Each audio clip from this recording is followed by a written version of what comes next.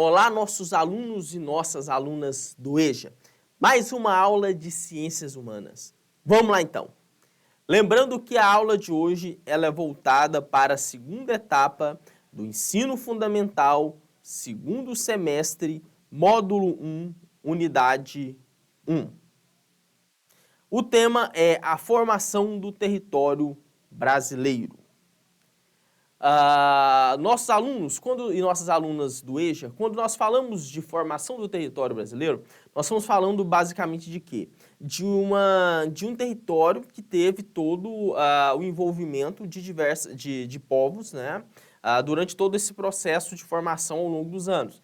Então, o interessante do Brasil é que é conhecido por ter uma miscigenação de culturas, né? De miscigenação de povos. O que é isso? É o envolvimento de vários povos. Então, nós tivemos vários povos, né, que fizeram parte desse processo de formação.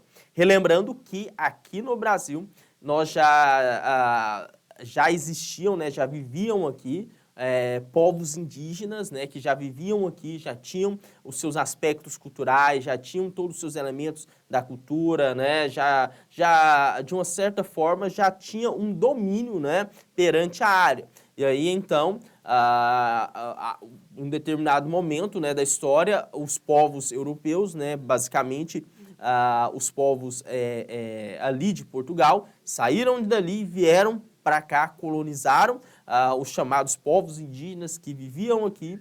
E aí iniciou-se então um processo de colonização, no qual o Brasil era uma colônia de Portugal. E ao longo desse processo de colonização, outros povos também, como povos alemães e italianos, vieram também para o Brasil e acabaram, de uma certa forma, também ocupando algumas áreas, principalmente da região sul.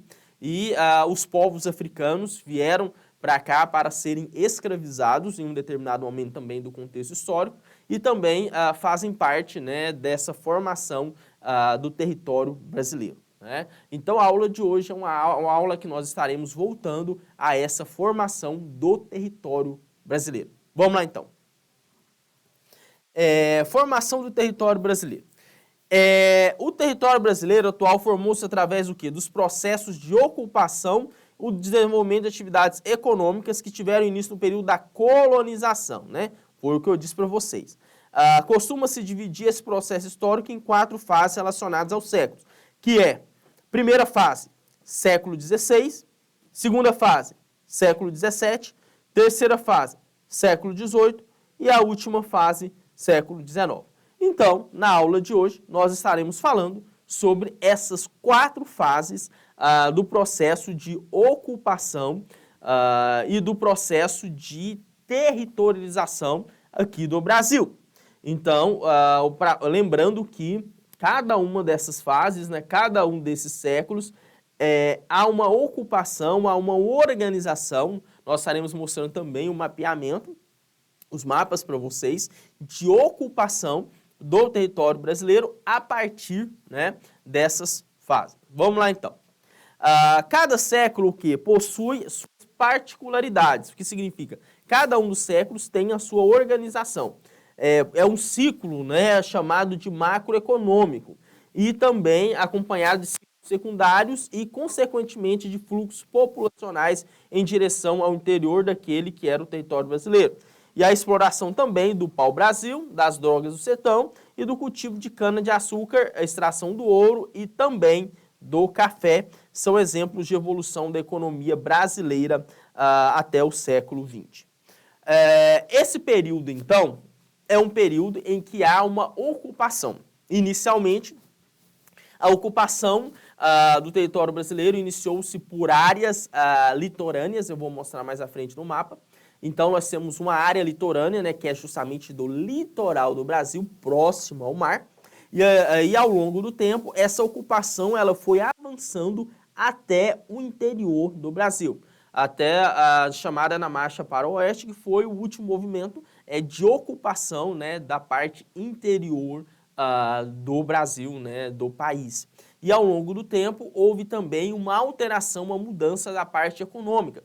desde do cultivo da cana-de-açúcar até a questão do café, envolvimento também da questão do ouro. Então, assim, cada um dos séculos tem a sua particularidade nos aspectos econômicos também e relacionados aos produtos, né, que gerava riqueza, que gerava lucro, principalmente para a colônia, né, para o colonizador, no início, né, para o colonizador que é Portugal, e também posteriormente para as grandes oligarquias aqui do Brasil. Vamos dar continuidade então. Havia também, né, um chamado fluxo populacional. O que é isso? Um deslocamento das pessoas, né? Iniciando, né, lembrando com o pau-brasil, que foi o primeiro, né, elemento, depois drogas do sertão, depois cana-de-açúcar, extração de ouro e, por último, o plantio de café, né? Segundo essa distribuição e organização do espaço. Formação do território brasileiro começou antes da chegada dos portugueses. Para evitar, então, conflitos entre a Espanha e Portugal, os dois países assinaram o que é o chamado Tratado de Tordesilhas, que foi em 1494. O que estabelecia esse tratado? Que os limites das terras a serem ocupadas e exploradas na América, né? E definiu também, então sim, definiu limites, né, de terras. O Tratado de Tordesilhas visava o quê? Limitar as terras. A ocupação era um tratado, um acordo que limitava a ocupação das terras na América. Então havia um acordo entre esses países para a ocupação das terras. Por isso que é chamado e é denominado de Tratado de Tordesilhas. Vamos dar continuidade então. E esse mesmo tratado, ele definiu áreas de domínio do mundo extra-europeu, né, demarcando o quê? 2 hemisférios, de polo a polo, né? Deu a Portugal o direito de posse sobre a faixa de terra onde se encontrava o Brasil, né? E ficou Portugal com as terras localizadas a leste da linha de 370 léguas até os Açores e Cabo Verde. E a Espanha com as terras que ficaram do lado ocidental dessa linha. Então, tinha-se uma parceria, né, um acordo entre Portugal e Espanha, justamente para a ocupação dessas áreas.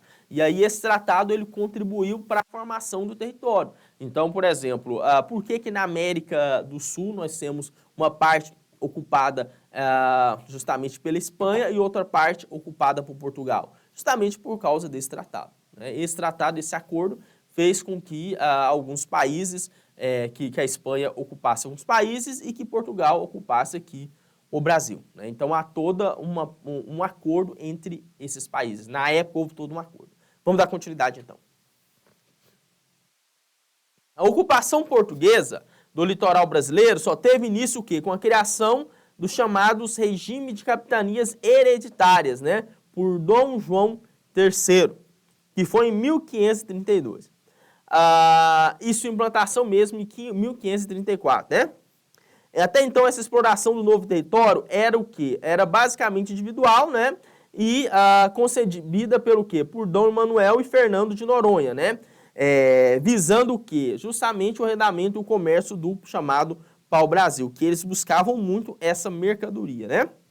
Foi através desse sistema, né, de capitanias que nos séculos de ocupação e colonização portuguesa foram estabelecidos chamados, exemplo de São Vicente, Martim Afonso de Souza, né?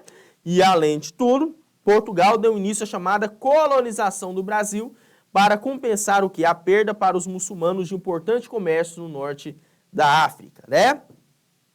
Então, havia os franceses sediavam a costa brasileira desde o início do século XVI. Então, tinha naquele período, vários conflitos, né? Vários conflitos de interesses, principalmente no sentido de ocupar as terras aqui do Brasil. Então, assim, a França já tinha um interesse, já estava de olho no litoral brasileiro, assim como como a Espanha também. Então, tinha-se toda esse acordo, essa parceria, justamente para delimitar as terras que pertencessem a esses grupos. Vamos dar continuidade, então. Trouxe esse mapa, né, para vocês, verem, né, essa questão dessa organização no Brasil no período em que tinha-se várias capitanias, né? Por exemplo, capitania da Bahia, capitania do Espírito Santo, né, que eram justamente organizações, né, de terras, né, ali capitanias do Maranhão, do Ceará, então assim, do Pará, então era toda uma organização que tinha, assim, né, uma divisão dessas terras. Vamos lá, no século XVI, essa ocupação limitava-se o quê? Ao litoral, né, e a principal atividade econômica era o cultivo de cana, né, então no século XVI, a principal atividade econômica era o cultivo de cana-de-açúcar, que produzia o açúcar, né?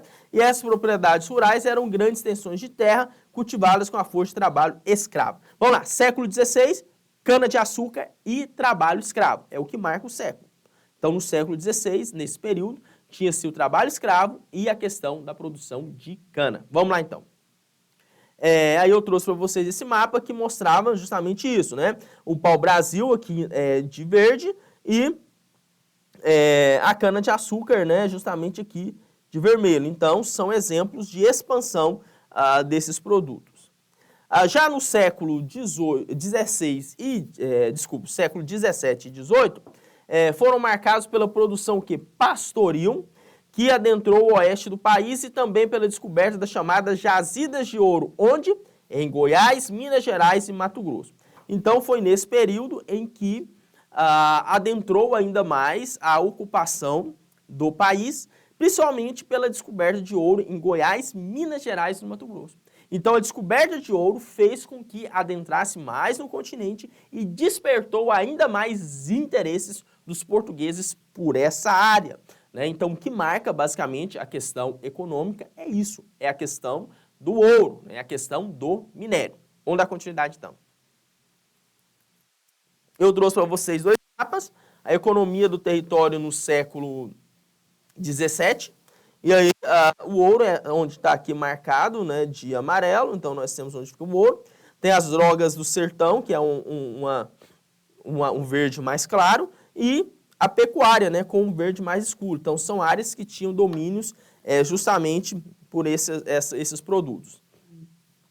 Esse outro mapa já é do século XVIII, e aí o ouro e diamante já tem aqui na região aqui, né, de Goiás e Mato Grosso, aqui também, né, na região de Goiás, aqui com, né, além de tudo, nós podemos ver a questão da pecuária. Há uma forte predominância da pecuária também em várias partes do Brasil, então demarcando como importante atividade econômica. O próximo, que é no século XIX, a atividade que contribuiu para o processo de urbanização foi a produção de café, principalmente em São Paulo, Rio de Janeiro, Minas Gerais e Espírito Santo. Vamos lá então. E aí o mapa mostra justamente como que era a economia aí do século XIX. O café, justamente aqui, né, de marrom, nessa região aqui, a predominância do café, e o cacau de vermelho aqui, e se a gente for parar para analisar, a pecuária, né, o verde escuro. Então, assim, a maior predominância da época tinha a droga do sertão, né, que era justamente aqui na região norte do país, mas a maior predominância, né, desses aspectos, né, voltados à questão econômica é justamente a chamada pecuária, né? Inclusive está até de verde escuro aí a pecuária, que era os principais aspectos e o que mais demarcava, né, a principal atividade econômica, né, da época. Nós temos aí o café e também a pecuária, né? Vamos lá agora para o momento das nossas atividades.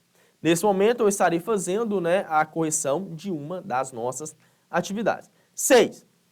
A imagem abaixo é um mapa das capitanias hereditárias feita por Luiz Teixeira, provavelmente em 1574. Aí tem um mapa, né, mostrando as capitanias aqui do Brasil.